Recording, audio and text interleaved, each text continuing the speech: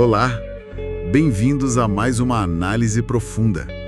Hoje, os materiais que recebemos nos levam ao livro de Daniel, uma narrativa bem intensa, né? Sobre fé, poder e umas visões aí que atravessam séculos. Exatamente. Vamos seguir Daniel e os amigos dele, jovens israelitas levados para a Babilônia, e ver como é que eles se viraram lá na corte de reis poderosos, tipo Nabucodonosor. Isso. E vamos ver como, segundo o texto, claro, eles mantiveram essa fé mesmo sob pressão, e como Daniel se tornou esse intérprete de sonhos, de visões. Que revelavam muita coisa, né? Sim, não só o futuro dos impérios da época, mas também apontavam para um reino divino eterno. A gente vai passar pelos pontos principais, pelos 12 capítulos? Legal, então vamos lá.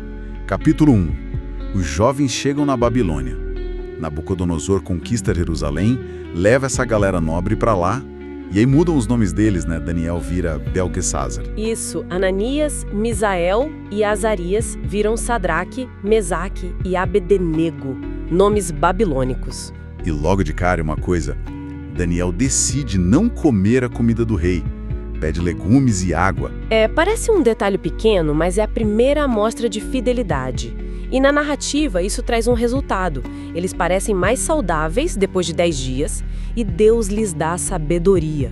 Para Daniel, especificamente, essa capacidade de entender sonhos e visões. É um padrão que começa ali.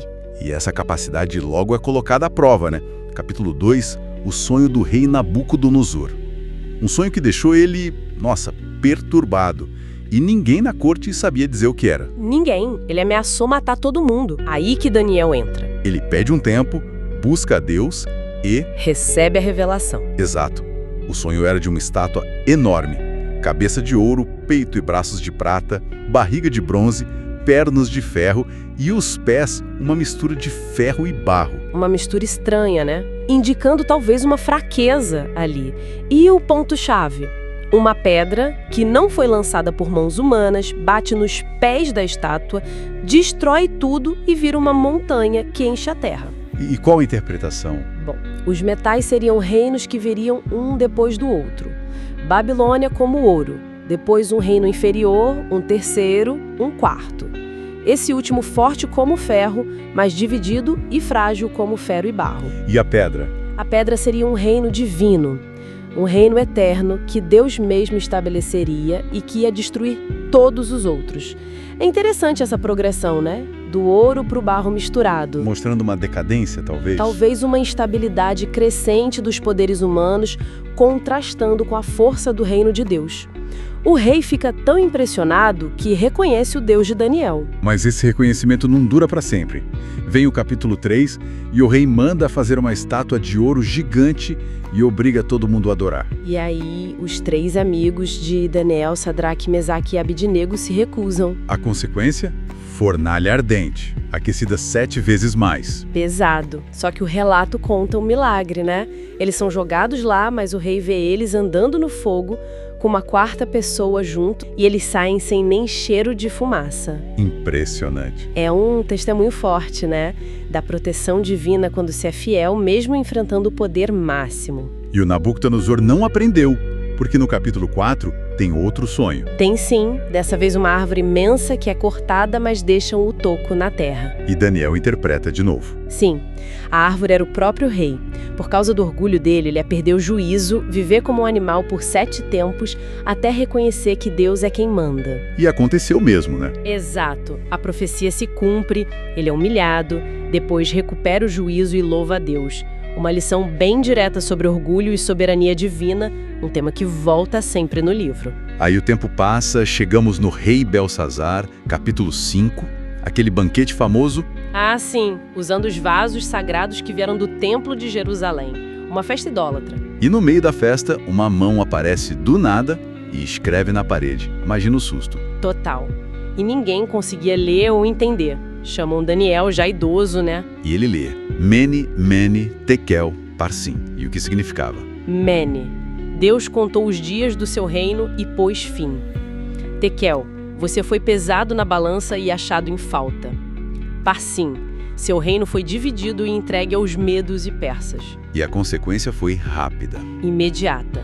Naquela mesma noite, Belsazar morre e Dário, o medo, toma o reino.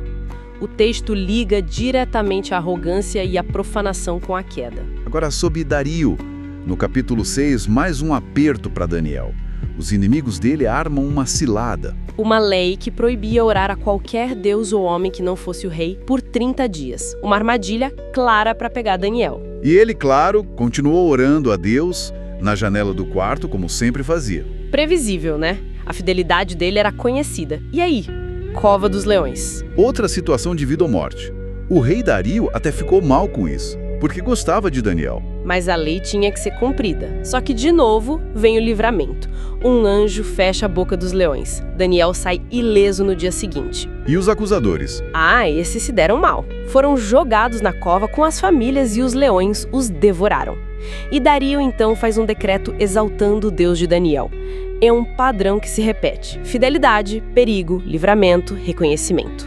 A partir do capítulo 7, a coisa muda um pouco de figura. São as visões do próprio Daniel, né? Isso. Agora não são mais sonhos de reis, mas visões que Daniel tem. E são imagens bem fortes, apocalípticas. 4 bestas saindo do mar. Um leão com asas, um urso, um leopardo com 4 asas e 4 cabeças, e a 4ª besta terrível com dentes de ferro e 10 chifres. Exatamente. E no meio desses 10 chifres surge um chifre pequeno, que fala com arrogância, derruba outros chifres, e depois, no capítulo 8, tem a visão do carneiro e do bode, também representando reinos. Medo, Pérsia e Grécia. Sim, segundo as interpretações que anjos como Gabriel dão a Daniel. Essas visões mostram essa sucessão de impérios, a luta pelo poder e o surgimento de um poder especialmente hostil a Deus e ao seu povo, associado a esse chifre pequeno. Mas tem o julgamento também, né? Tem. A visão do ancião de dias no trono, julgando essa besta, e depois como filho do homem que vem nas nuvens e recebe um domínio eterno. É uma visão de conflito, mas com a certeza da vitória final de Deus e do seu reino. E no capítulo 9, tem aquela profecia bem específica das 70 semanas. O que é isso, assim, de forma mais simples? É uma profecia sobre o tempo. Provavelmente 70 semanas de anos, ou seja, 70 períodos de 7 anos, totalizando 490 anos. Gabriel revela isso a Daniel enquanto ele está orando pela restauração de Jerusalém. E o que aconteceria nesse período? Muita coisa. Desde a ordem para reconstruir Jerusalém, passando pela vinda de um ungido, um líder escolhido, que seria morto, depois um período de destruição, guerra e a profanação do templo, até uma consumação final determinada por Deus. É bem complexa e muito discutida. Imagino. E para fechar, os capítulos 10 a 12 trazem uma última visão, né? Sim, Daniel tem essa visão perto do rio Tigre, depois de um tempo de luto e jejum. Um ser celestial magnífico aparece para ele e revela muitos detalhes sobre conflitos futuros. Que tipo de conflitos? Guerras entre reis rivais. O texto fala do rei do norte e o rei do sul, que historicamente são associados aos Seleucidas na Síria e aos Ptolomeus no Egito. Intrigas políticas, perseguições religiosas intensas contra o povo de Deus, lideradas por um rei muito arrogante que profanaria o santuário. Parece bem sombrio. É um período descrito como de grande angústia, mas a visão não termina aí. Ela culmina com a promessa da intervenção de Miguel, o anjo protetor de Israel, e fala de um tempo de angústia como nunca houve, mas também da ressurreição. Ressurreição. Isso está em Daniel. Está, claramente. Muitos que dormem no pó da terra ressuscitarão, uns para a vida eterna e outros para vergonha e desprezo eterno. É uma das primeiras menções explícitas da ressurreição no Antigo Testamento. E termina com a promessa de que os sábios e os justos brilharão e uma instrução para Daniel selar o livro até o tempo do fim. Nossa, que jornada! Começa com jovens no exílio, passando por provas de fé na corte, interpretação de sonhos, livramentos milagrosos e termina com essas visões cósmicas sobre a história do mundo e o fim dos tempos. É impressionante a abrangência e os temas são muito fortes, né? A fidelidade a Deus, mesmo quando tudo parece perdido, a soberania dele sobre os reinos humanos, por mais poderosos que pareçam, e essa esperança final num reino que não terá fim. Totalmente. A narrativa mostra pessoas que, mantêm a integridade, a fé, mesmo de cara com o poder absoluto, com a ameaça de morte. Acho que uma pergunta que fica pra gente refletir é: como essas histórias antigas, de resistência espiritual, de esperança no meio do caos, podem conversar com os nossos desafios hoje? O que elas provocam na gente? É uma ótima reflexão para a gente terminar essa análise. Muito obrigado por acompanhar a gente nessa exploração do livro de Daniel.